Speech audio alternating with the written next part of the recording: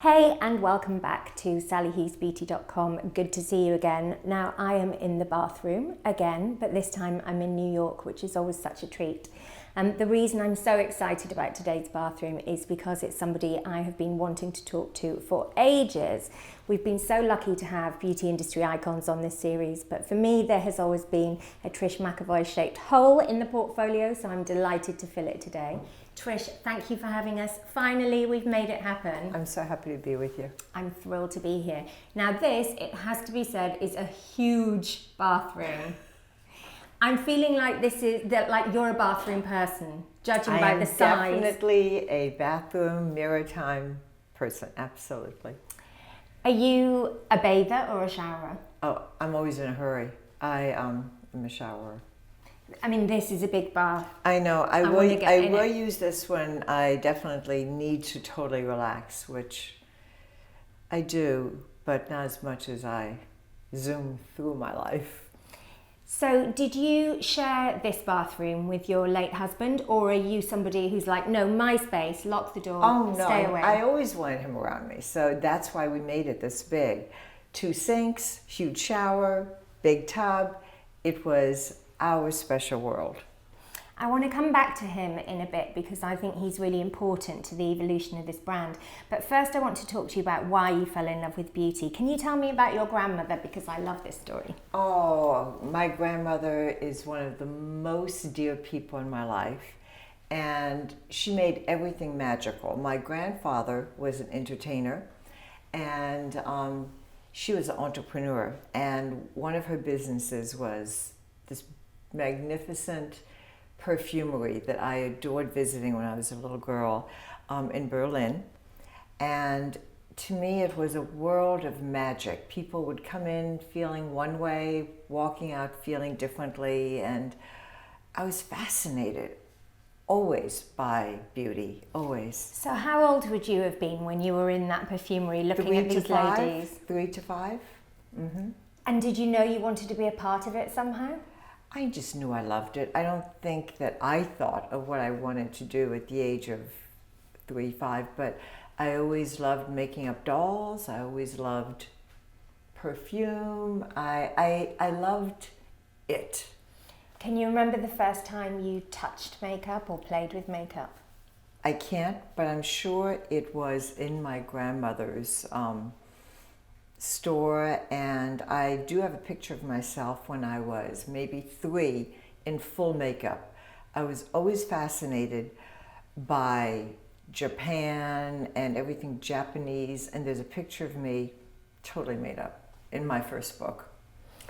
And what about your mother? Did you have these role models when you looked at women, grown-up adult women as a child? Did they always have that sense of good grooming and presentation? My mother had been a dancer, and my aunt had been a ballerina. My mother was a tap dancer, and so for me, makeup was theater, and I saw the transformation of a person every day, and I just was fascinated by that. And I saw not only the physical transformation, I saw the emotional transformation. Right. My aunt had Hodgkin's disease, and before she put her makeup on, she looked one way, and after, she didn't look sick. And that was very, very powerful for me. Not only the transformation into beautiful, but just the transformation into looking well. Yeah. I think for lots of women who are very unwell that I've encountered through this job, they often say that makeup restores their sense of privacy, that they're not having to advertise their illness to everyone and just are able to get on with life and feel more themselves. I think what you're saying is so powerful. I think often for me, especially this past year, it has really been my armor. You know, I may wake up feeling one way, but the minute that I'm in front of that mirror, it's showtime, and I walk out of the bathroom feeling completely different.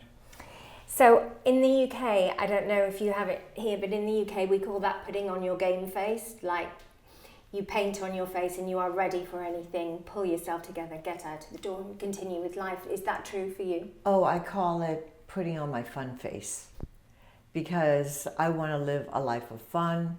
I want to live a life of fullness, and the world doesn't need to know your pain. Tell me at which point you realised that that thing that was inspiring you as a child could actually be a career. Oh, I think from the time I was a teenager.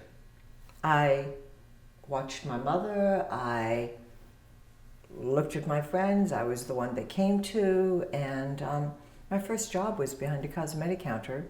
No Which experience. Estee Lauder. No, Germaine Montet. I don't think that exists anymore, but then Estee Lauder. And so you were the friend that people would come to and ask beauty advice and so on. And so did you have a talent for applying makeup? I had a talent for coloring. I remember when I was young, I would spend hours coloring and painting my dolls' faces. So when people ask me, do you paint? No. I am what I call a colorer. I color faces. And I've always loved coloring. And what would you say is the Trish McEvoy aesthetic? What sort of colouring do you think of? Is it about brightening and wearability? You tell me. It's about bringing out the feature you want to bring out. It's about fast and quick. It's about what mood are you in. I'm a big believer that it's not about the Trish look. I think it's more about the person that's in your chair's look. And I believe in leveling, level 1, 2, and 3. Level 1 is someone very, very natural, and someone that goes to a cosmetic counter that likes that very natural look is usually very misunderstood. So I'm a very big believer in really listening. Level 2, which would be me, I never would leave the house without my makeup on. And level 3 are so many of my dear friends that love the extremes that makeup can give a woman or a man. And so it's not that we have a look. What we do believe in is easy. Whatever your look is what we want to show you or share with you, but how to make it easy is what we're about. And so you're working on counter. How do you make that leap into the industry easy. Outside of retail? Really? Easy, yes. I always loved makeup, and because I loved it, there was a certain energy that came out of me, and people are drawn to energy.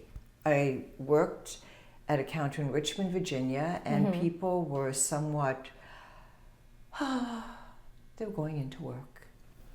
I'm going into work.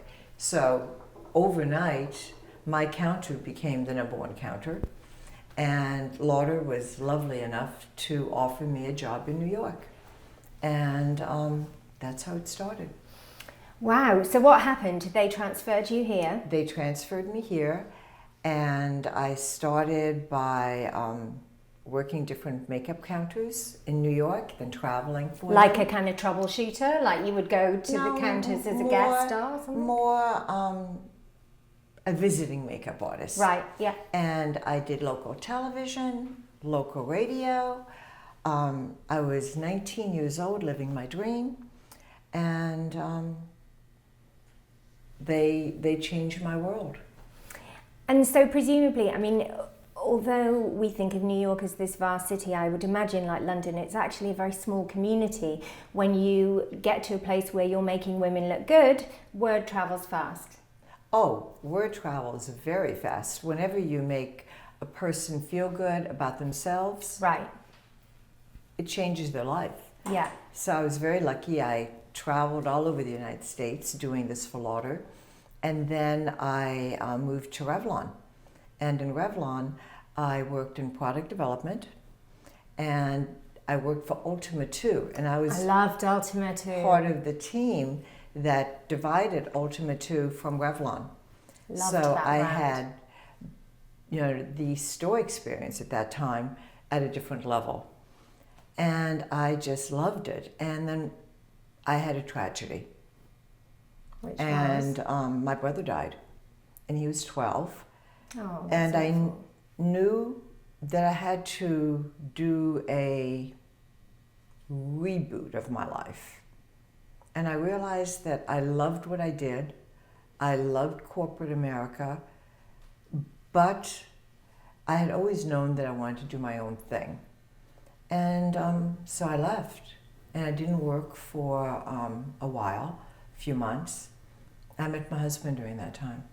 So tell us about your husband, because your husband's background is pretty pivotal to this brand, almost as much as your own. Oh, talk us through probably that. More. My husband was a game changer in dermatology. His mentor was Norman Ortweig.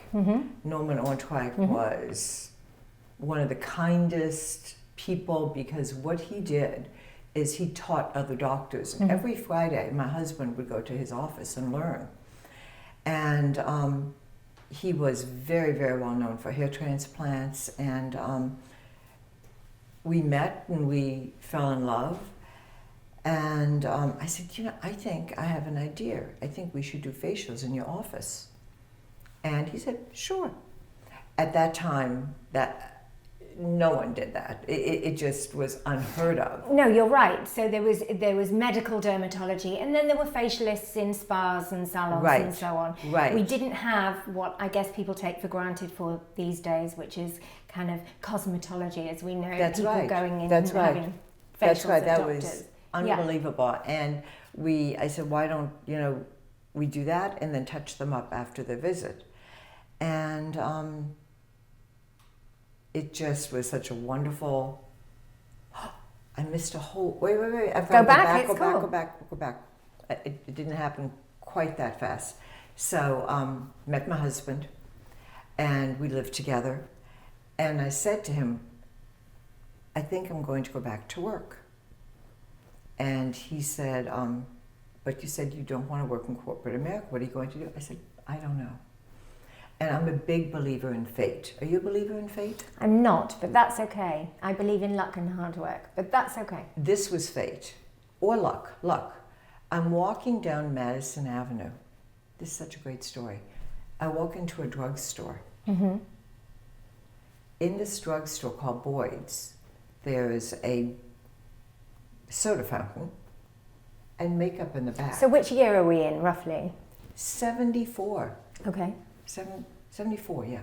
And makeup in the back.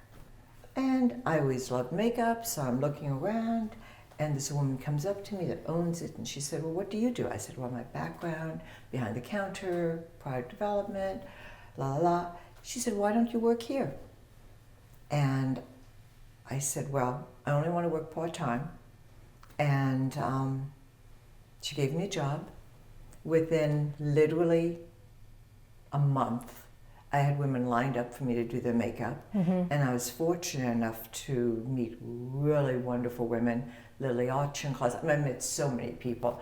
And one day I walked in, I said, listen, I love working here, but I want to raise, and I think that I can take this to a whole new level if you let me, because I have a little experience, but I think I can do this.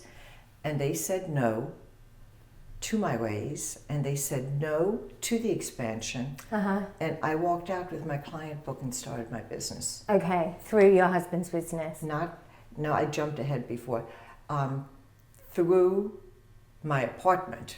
Okay. I did makeup in my apartment, did skincare in my apartment, and then I did house parties. I would go to people's homes and teach makeup, and because the drugstore was near all these hotels, the clients were from all over the United States. And then I said to my husband, I think it would be great if we merged. But that's interesting. What you said in the back of that store, your proposition, which was turned down, and then the proposition that you expanded onto your husband, where does that come from? Because there are, especially now, there are so many makeup artists, okay? There are really talented makeup artists, extraordinary makeup artists better than many of the famous makeup artists. We know that. But what's magic is entrepreneurial spirit, right? You have it, Laura has it, Bobby has it, Mrs. Lauder had it. Laura and I go way back. Yeah, love Laura. Mrs. Lauder had it, Mrs. Arden had it, Mrs. Rubenstein had it. Did you always have that kind of entrepreneurial, driven, I'm going to make something of my life spirit? Of course. I always knew I had one life. And I always knew I didn't want to live a life without tremendous ambition and excitement and learning. Learning, very, very important to me. And empowering people, very, very important to me. Very important to me also is that each day is really special, and I can drive people crazy with that attitude. But I knew from the beginning that what I had inside of me was special. I knew that. Do you think the loss of your brother way too young solidified that sense that time was running out and that every day had to count? I think absolutely, but also I lived with my grandparents, and my grandfather was very ill, and my aunt was very ill. So I knew at a very young age that everything is limited. Nothing is forever.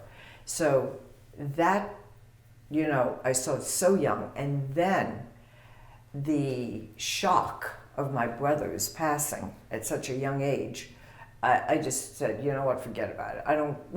I'm going for this.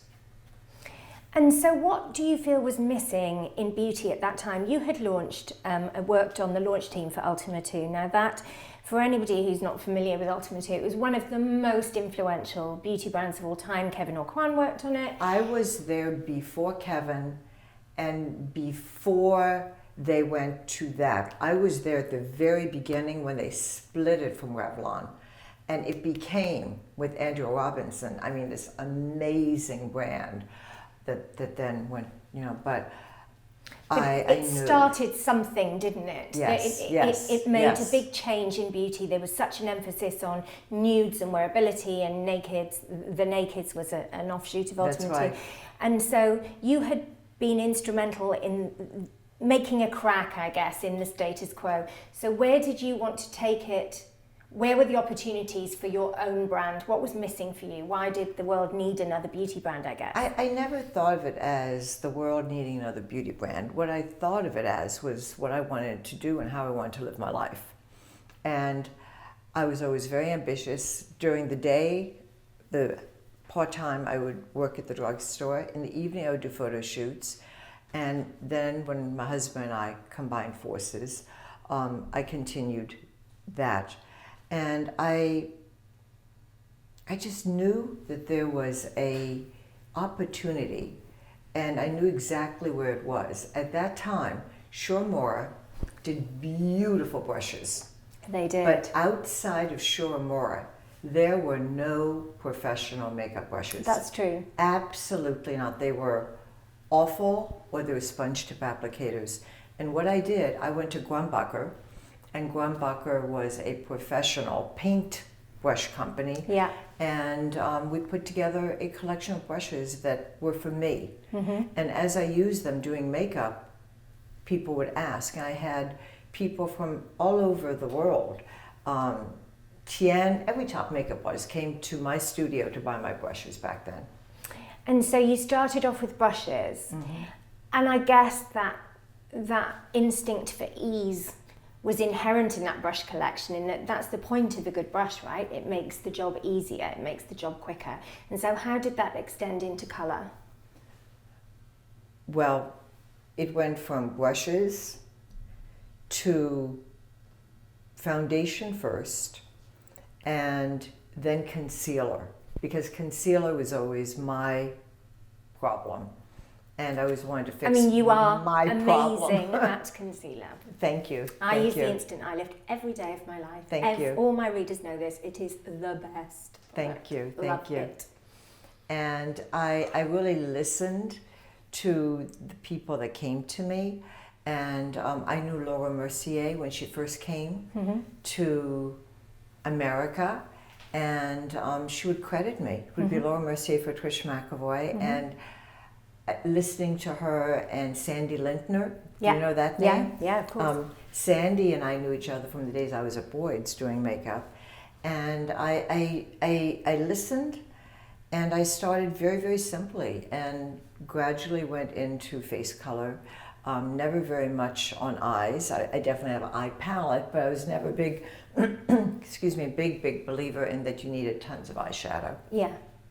And well, again, that's the thing that will slow you down, right? And so gradually, or actually maybe not that gradually, suddenly everyone was talking about your brand, and there did seem to be very much a Trish McEvoy woman, which was a woman who was going, she was on the go, she had to go to work, she had to get ready, then she might have to go to an event. It was the sense that this was a really busy woman who loved beauty, but not enough to spend the day doing it. In the 80s, which is, we opened the Medi-Spa 79.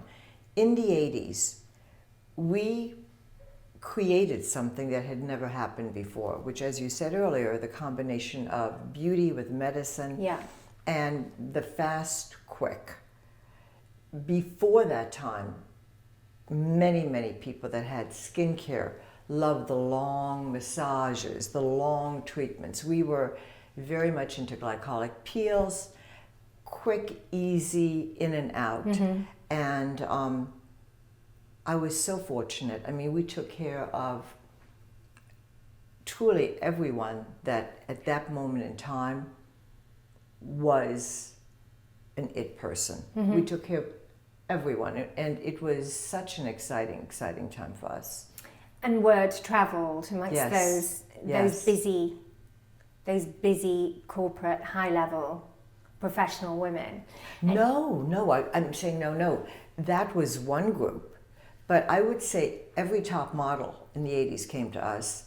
Most of the top performers, from Madonna to Whitney Houston to Sting, everyone it was unbelievable, plus the working woman, plus the mother.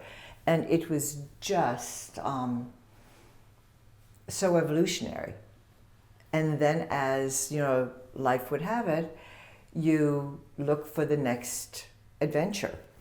And Dawn Mello, she was head of Bergdorf's at the time.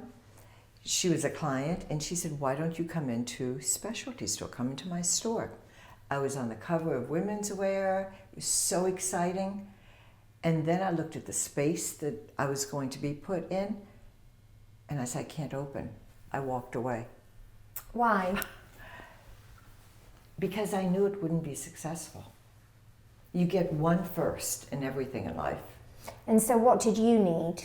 I needed for the hype to not be hype. A cover of Women's Wear or a write-up, that's temporary. I needed for it to be something that truly would stick. And I knew that if I were in that location, it would not stick. You've got what you're saying now about a kind of a more of a softly approach. I think is really interesting about you. So I came to Harvey Nichols maybe 2 years ago to have coffee with you, and you were doing an event, and I kind of hung back and watched a bit of the event. You have a thing with normal women that's quite magical, I think. The women who come to your events completely trust you, and you very much interact with them as, okay, we're girlfriends. What can we do here? How can we sort this out? How can we address these things you want to address? Has that very hands-on approach been key to your brand? It's been my everything. Yeah. And everything we've done has been somewhat ahead of its time, going to people's homes for, today that's very much going into what the future will be. We went into people's homes. We had a derm practice. Going into store, this is interesting. The way I went into store was I was booked out with my team members a year out for appointments. There was a small, tiny article in New York Magazine about makeup and myself, and I couldn't take the overload. I called Ed Bristell. Ed Bristell ran Liberty recently. Yeah. And I called him. I said, "I'd like to open in your store." And we sat down, we talked, and truly we became the number 2 line in the store immediately. When he looked at the numbers, he thought they were wrong. He thought there was 1 0 too many. We did in a day what they had wanted us to do in a month, and he speaks about this in his book. And so what do you think the secret is, that personability? The secret is teaching women the magic of it. And that we totally, it was before YouTube. You know, YouTube now has taken the mystique out. Anyone can put YouTube on and you learn. Back then, that was not the case. So I know we were the living YouTube. Yeah, so I know you still do this stuff all of the time. I guess from a corporate and financial point of view, you don't need to, but you obviously know that this is key to your brand, that you're out on the road, you're meeting these women. I know, I've seen it, and you buzz, don't you, when you do it? I love it. You tell me, what is the number one thing women want to know from you? The number one thing? Yeah. They're like, Trish, fix me. How do you look as you look at 68 years old? And what do you tell them? A lot of glue, a lot of hair color, Dr. Prager, and bringing out the high points of the face and eliminating the shadows on the face. Shadows, right. So you're a big believer in light, aren't you? Yes, yes. I am too. I just think light on the face is so important. And so when I have seen you in action, you're very much focusing on... Triangle of light. Yeah. Mm-hmm. So talk us through that. The triangle of light is a technique that is not mine. Mm-hmm. It is a technique that has been used in theater for probably from the 30s and 40s. Drag queens have used it forever. It's lightening the center of the face. Yeah. And what that does, it brings out the face, and that's what gives you that fuller look. And a fuller look is a fresher look. Mm-hmm. And so what are you doing? You're putting corrector? What I do is I use Instant Eye Lift, which is a corrector. And it's very, very thin. It's so good. And thank you. And then a little bit of concealer over it if you need it. Yes, exactly. And that's the thing I always try to explain to people who don't understand correctors, is you need so little concealer over the top. You're just bringing it back around to your skin tone. You're not really doing much else with it. But I think when people try and cover dark circles, they pile on concealer, loads and loads and loads of concealer, and they end up with tons of makeup and grey. You just need corrector first, then a little slick of concealer. I've seen you in action, and people do walk away with like their minds blown and their circles I think gone. there are certain things that we've taught that people didn't focus on Yeah. initially. Yeah. Brightening that upper eyelid, really focusing on the center of the face. So tell me what you do, because we're going to go and have a look at your products in a sec. I don't do a lot. Okay, will you walk us through it though? Of course. Okay, I'm going to say goodbye for a second, and then we are going to rifle through Trish McEvoy's bathroom. Yay. And find out exactly what she does to herself. Tune in to the next episode where we will be doing that. In the meantime, bye.